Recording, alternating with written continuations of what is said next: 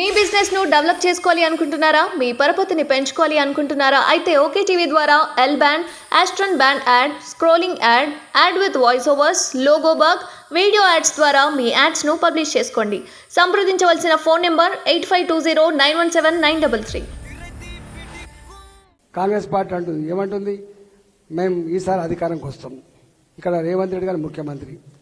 మొన్నంటేనో doll బోల్ చేసి ఏదో ఓట్లు వేసుకొని పోయిండు. మళ్ళీ డాల్ బోల్ చేసే ప్రయత్నం చేస్తాడు. ఇప్పుడు ఏమంటాడు, నా 6 గ్యారంటీలు అమలు కావాలంటే నాకు 17 సీట్లు ఇవ్వమంటాడు. 17 సీట్లు ఏమి ఇవ్వాలట? పార్లమెంట్ సీట్లు ఇవ్వాలట. పోనీ మనం 17 సీట్లు ఇచ్చినాం అనుకుందాం ఒక మాట. 40 ఉన్నాయి. ఇప్పుడు 40 ఉంటే ఆల్రెడీ 3 కాంగ్రెస్ పార్టీ ఉండనే ఉన్నాయి. ఇక్కడ ఒకటైతే ఎంఐఎం పోతుంది అంటే ఇంకొక 13 సీట్లు ఎక్కువ ఇస్తే 53 సీట్లు వస్తాయి కావచ్చు. 53 సీట్లతో రాహుల్ గాంధీ ప్రధానమంత్రి అవుతాడా? 53 సీట్లతో దేశంలో రాహుల్ గాంధీ ప్రధానమంత్రి అవుతాడా?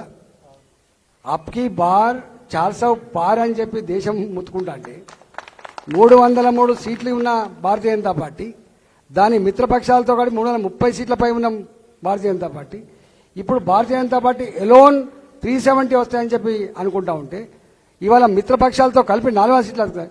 400 సీట్లు వచ్చిన వాళ్ళు ప్రధానమంత్రి అవుతారా? 40 సీట్లు వచ్చిన వాళ్ళు అవుతారా? ఎవరైతే ఎంత ఆశ ఉంది ఆయనకు. మొన్న అంటే ఏదో కింద మీద పడితే కేసీఆర్ మీద కోపం ఉంది కాబట్టి ఓట్లు ఎత్తే నువ్వు గెలిచినావు, కానీ గెలుతావా? మళ్ళా ఎన్ని హామీలు ఇచ్చినప్పుడు చూసిందా?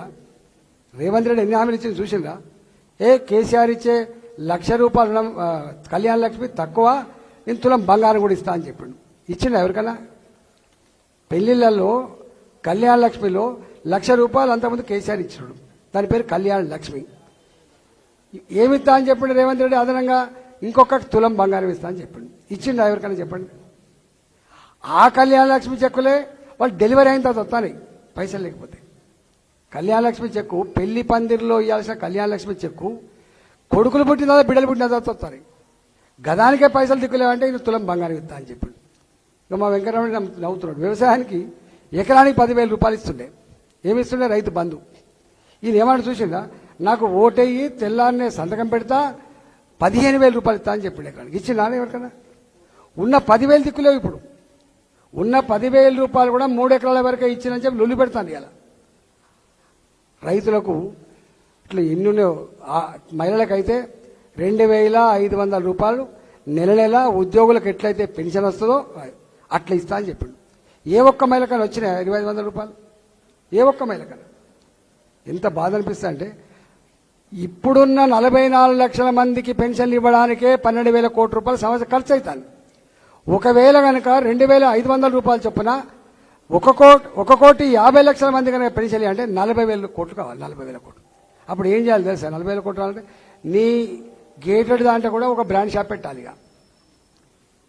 ఇక్కడ కూడా బ్రాండ్ షాప్ పెట్టాలి, ఇక్కడ కూడా ఒక బెల్ట్ షాప్ పెడితే మీకు తెలుసా? తెలంగాణ వచ్చే నాటికి తెలంగాణలో తాగుడు ద్వారా వచ్చే డబ్బు గవర్నమెంట్కి 10,700 కోట్లు. అంటే బ్రాండ్ షాపుల ద్వారా వచ్చేటువంటి డబ్బు గవర్నమెంట్కు 10,700 కోట్లు.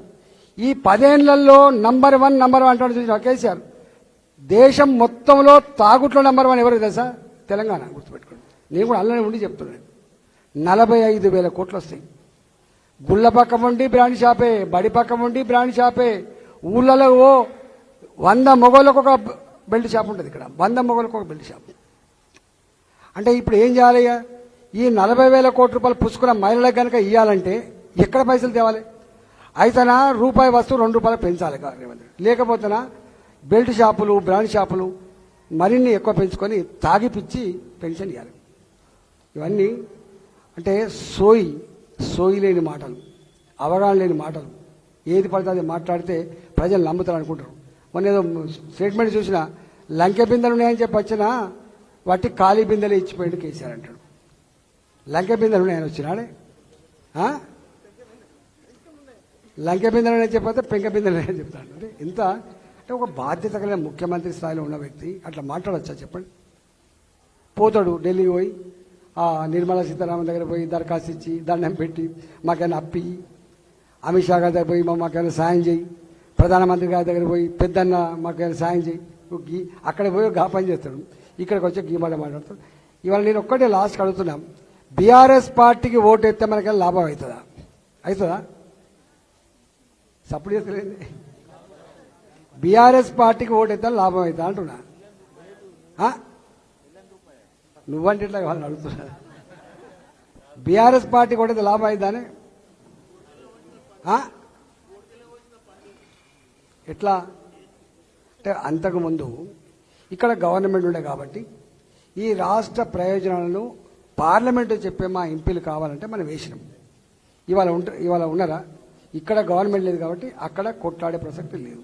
అంటే బీఆర్ఎస్ పార్టీకి ఓటు ఇవ్వడం వల్ల ఇప్పుడు వచ్చే ప్రయోజనం జీరో. రెండోది ఏంటిది? రెండో మాట ఏంటంటే కాంగ్రెస్ పార్టీకి ఓటేస్తాం. అయితే మరి రాహుల్ గాంధీ ప్రధానమంత్రి అయితే చేద్దాం. రాహుల్ గాంధీ ప్రధానమంత్రి అయ్యే ఆస్కారం ఉందా? క్వశ్చన్ లేదు. కాబట్టి ఎందుకు వేయాలి మనం?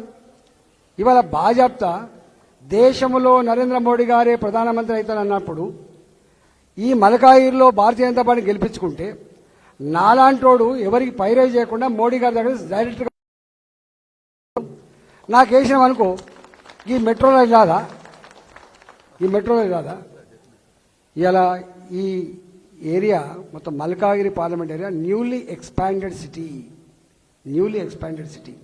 రోడ్లు లేవు, డ్రైన్లు లేవు, నల్లాలు లేవు. ఇవాళ అనేక రకాల సమస్యలతో ఉన్నాయి. దవాఖానలు లేవు, స్కూలు లేవు, అనేక రకాల సమస్యలు ఉన్నాయి. కాబట్టి డెఫినెట్గా ఇవాళ బీఆర్ఎస్ పార్టీకి దయచేసి మీరు ఇప్పుడు ఏకండి, వేస్ట్ చేసుకోకండి. కాంగ్రెస్ పార్టీకి ఏంటైతే అయ్యేది కూడా ఏం లేదు. కాబట్టి ఇవాళ కేసీఆర్ భాషలో చెప్పాలంటే ఇక నాకు మంచిగా అనిపించలేదు, కానీ ఎవరికో గడ్డేసి ఎవరికో పాలు పెడితే ఆస్తాయి అంటాడు. నాకు మంచిగా అనిపించలేదు చెప్పాలంటే. వింటున్నా? కాబట్టి దున్నపోతు గడ్డేసి బర్లకు పాలు పెడితే వస్తాయని అంటాడు. కాబట్టి ఇవాళ మోడీ గారు మొన్న వచ్చిపోయిండు, ఎక్కడికి? మల్కాయికి వచ్చిపోయాడు.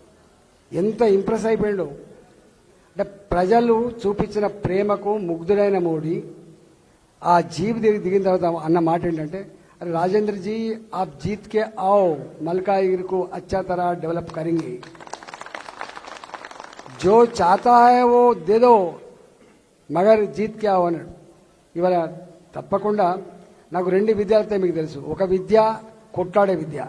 ఈ రాష్ట్ర ప్రభుత్వం ఇచ్చిన హామీలు కనుక అమలు చేయకపోతే కొట్లాడే బాధ్యత నాది, ఎందుకంటే 14 కొట్లాడిని బిడ్డలు కాబట్టి.